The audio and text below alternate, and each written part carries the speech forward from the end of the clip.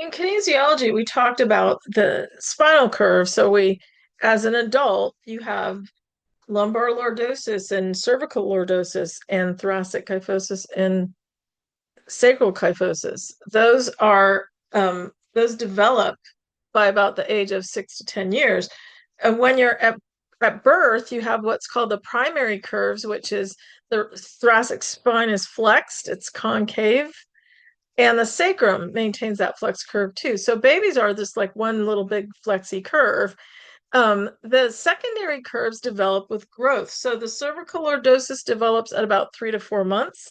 And then, babies can hold their heads up and, do that sort of thing. That The cervical lordosis develops with head control. Lumbar lordosis develops at 6 to 9 months with sitting and standing. So it makes sense in terms of development how that's going to happen. And now that you're sitting and standing, you need those something to absorb those compressive forces. And so we have our lovely normal spinal curves, which are our secondary curves. So the other things change with posture in children.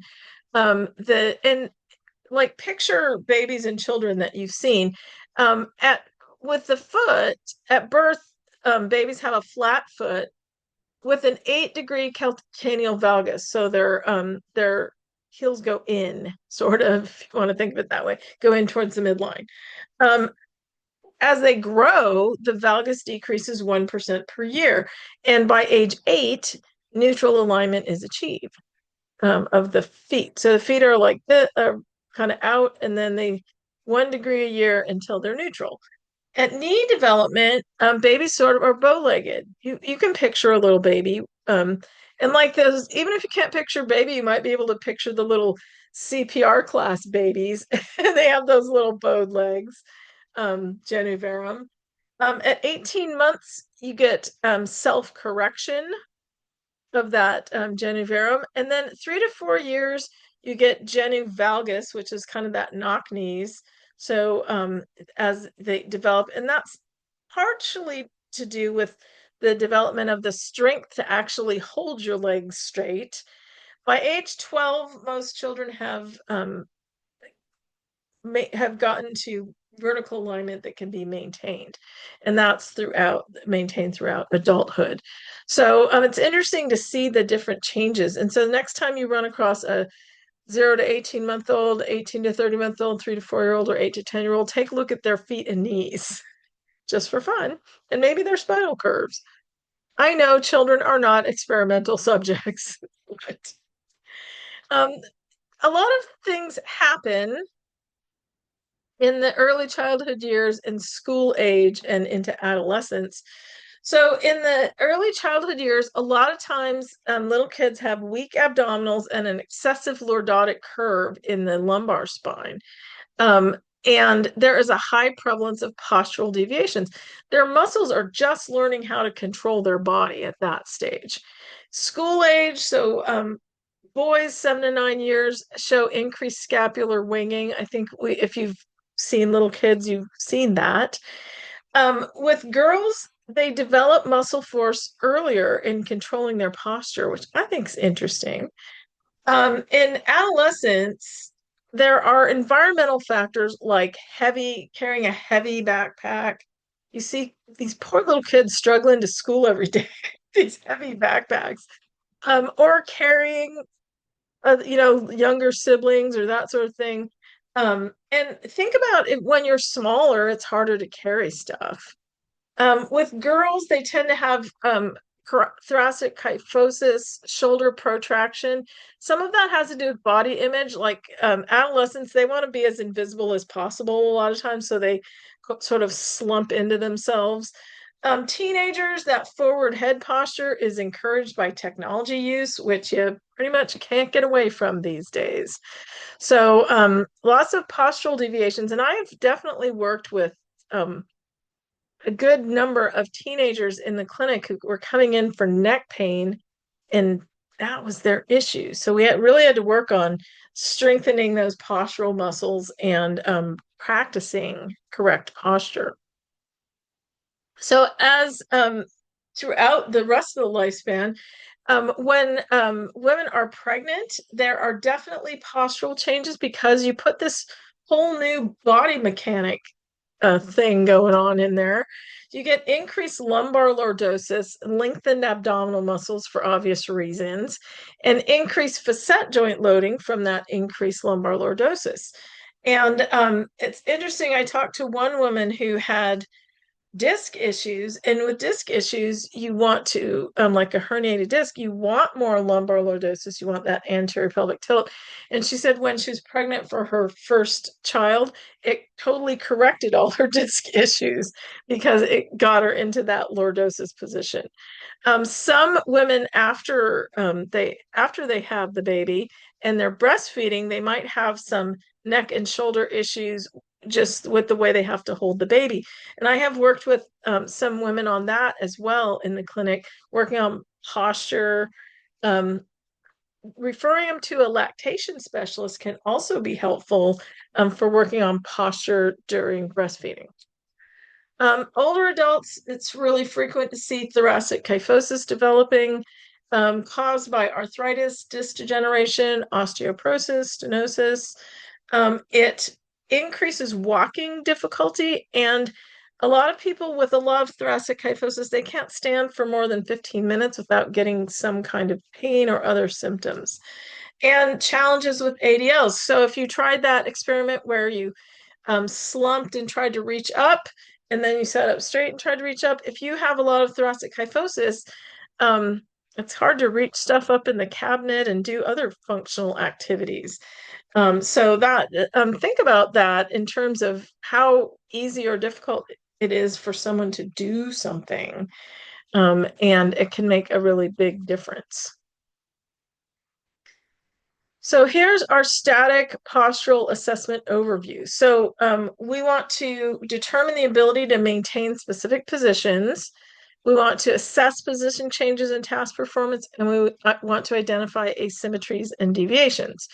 So we're going to look for a vertical spinal alignment, the segmental relationship of the three main spinal curves, cervical, thoracic, and lumbar, the size and position of the base of support, and the weight distribution efficiency. So someone standing with a wide base of support all shifted over to one side, or are they standing with a really narrow base of support? What's going on there?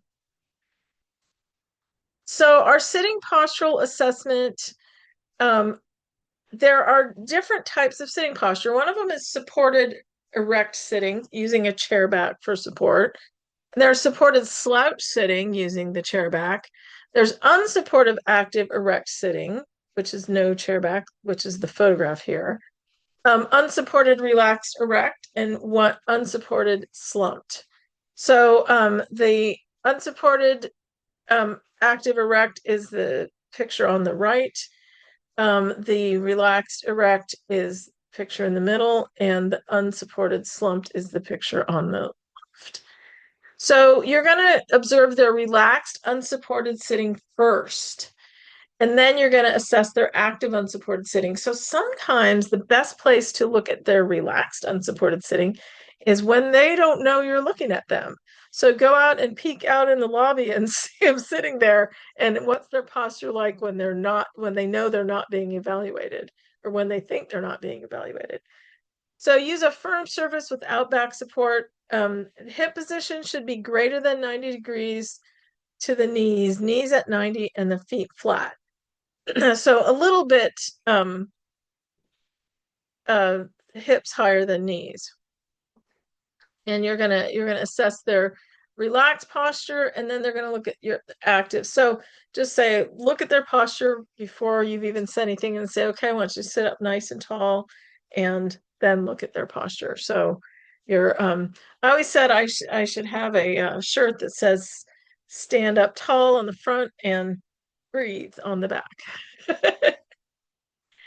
So we're going to use a plumb line, and the plumb line is going to give us a vertical line to line things up with.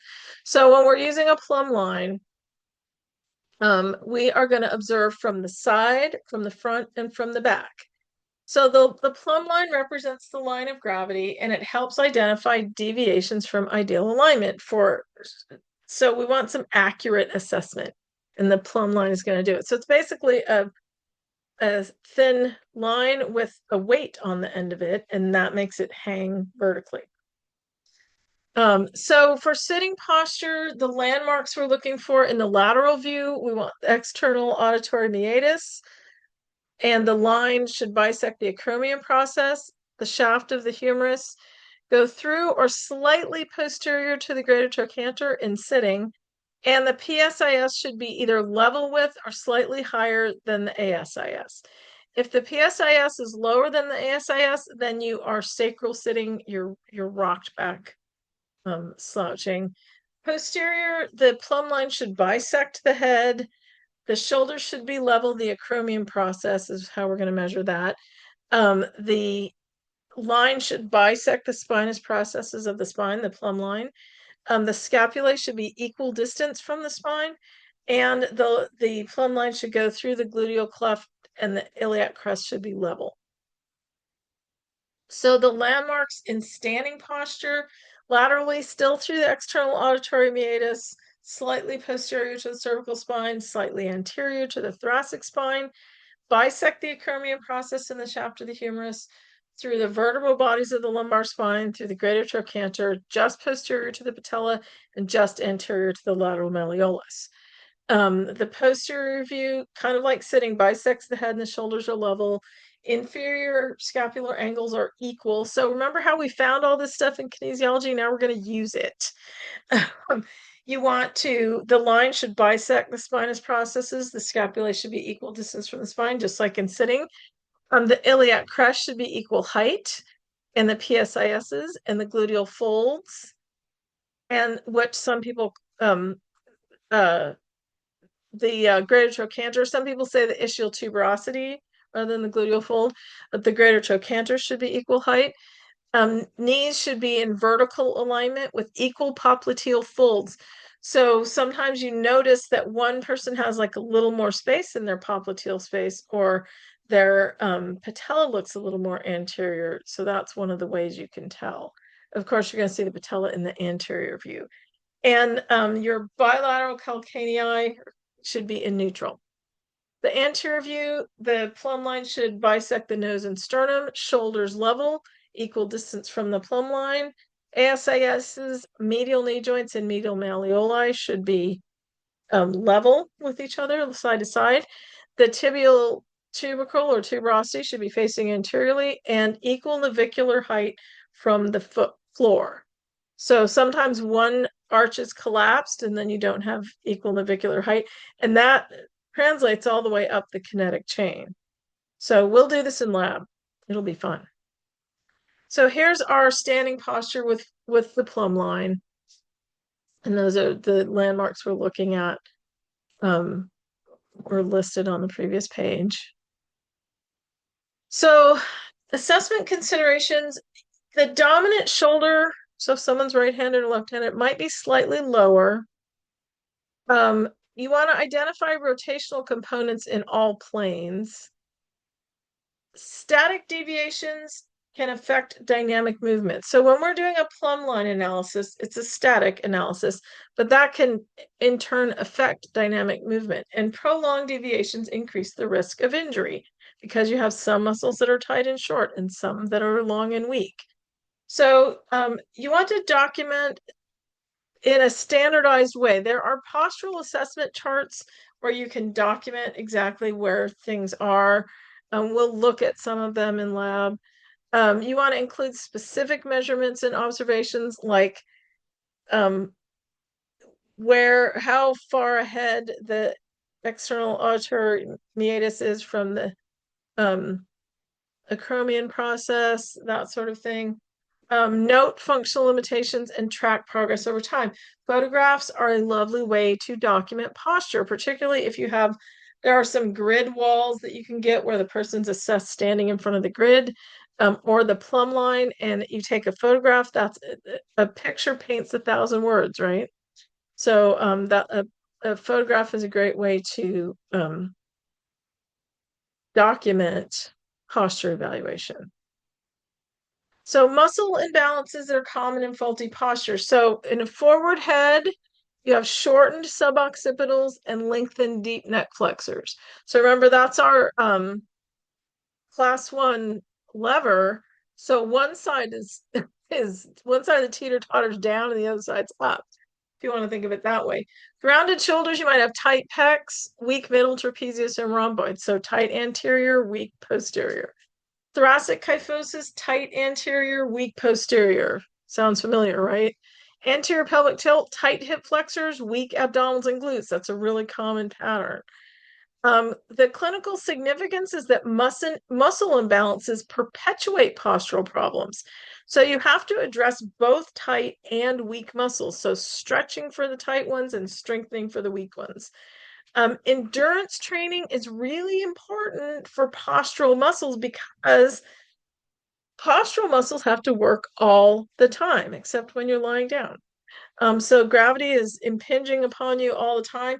And a lot of times after I've worked with someone with posture, they'll come back and they'll say, I've been working on this all week and it is just burning. The muscles are so sore because their muscles were used to not doing that. And now you're training the muscles in a different way. So for tight shortened muscles, we're going to do stretching exercises, myofascial release techniques, which we'll learn next quarter, prolonged positioning, so like stretching for a long period of time, in a low load, long duration stretch. For weak and lengthened muscles, we want to strengthen. We want emphasis on endurance because our postural muscles have to work against gravity and functional movement patterns. Patient education, postural awareness training, ergonomic modifications, and activity modifications. So I always tell people when if you're driving in the car or riding in the car, you're at a stoplight, take that moment at the stoplight to check your posture. That's always a good time to do it. If you like walk past a building and you see a reflection of yourself in the window, take that moment to check your posture. So just checking in throughout the day is a really good way to be aware of your posture. So postural assessment is fundamental to patient evaluation.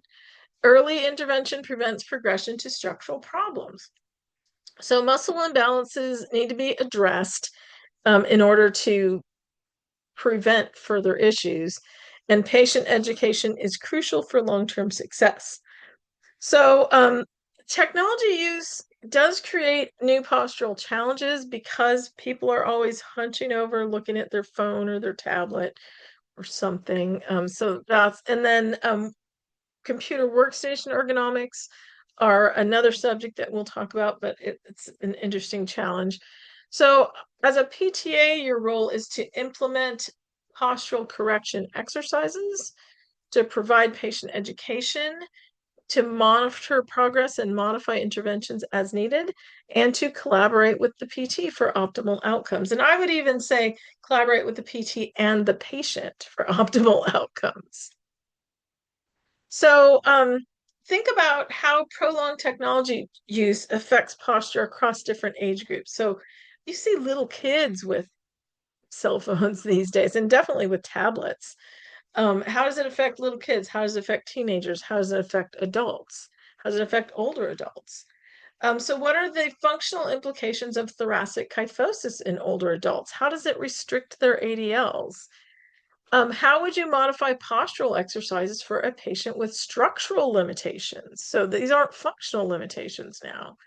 And what environmental factors in modern life contribute to postural problems? Lots of them, right? And how can you educate patients about the importance of postural endurance? And also, as soon as you say posture to someone, their eyes glaze over. But it is one of the most things. And I always say the two things we all need to work on for the rest of our lives are balance and posture.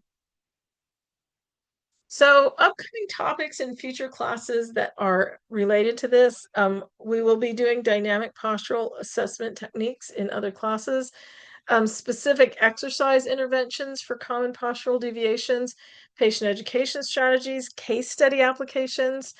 After this class, before you go into your other classes, you should study your landmark tables. So a couple people said in lab that they remembered where the landmark was, but they didn't remember its name. Study that. Study those goniometry tables. Practice identifying postural deviations. I like to go downtown or someplace where there are a lot of people and just look at postural and gait deviations because it's fun. You see some crazy stuff. Review muscle imbalance patterns and familiarize yourself with assessment tools that are available. So we're going to be talking more about this in future classes. Posture is always a topic of consideration. So think about it.